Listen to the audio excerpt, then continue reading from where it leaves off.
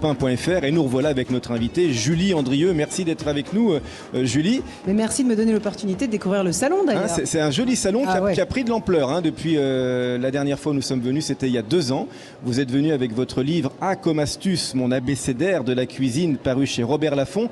C'est une boîte à outils, on le disait, un couteau suisse pour cuisiner malin. Une question qui intéresse Olivier Pouls.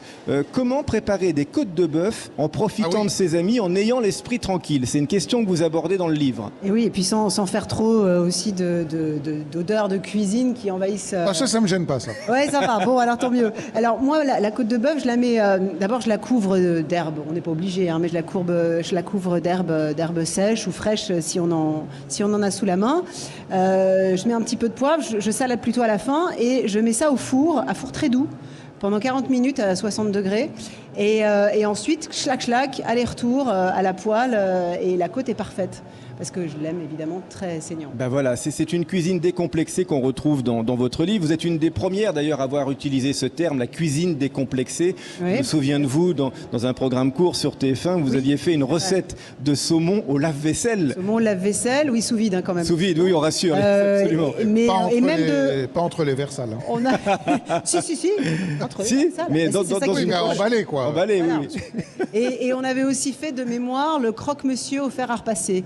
Entre 2 couches de papier aluminium. C'est pas moi qui l'ai inventé, mais ça marche très bien. Et avec la machine à laver, on peut faire quoi? Et avec la machine à laver... mais c'est pas économique, dis donc, si tu lances le programme.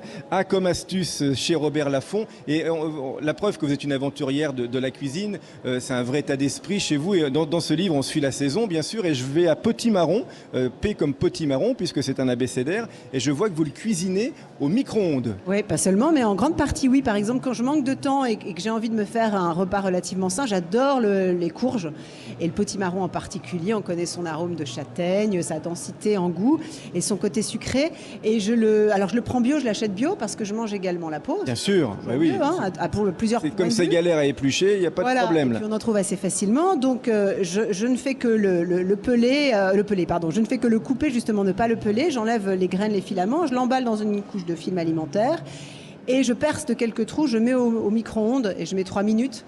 Et on a le potimarron vraiment au naturel et je rajoute peut-être une petite huile de noisette, de pistache ou simplement d'olive et un peu de fleur de sel et basta. Eh bien, testez, chers auditeurs, et réagissez sur le groupe Facebook des Bons Vivants.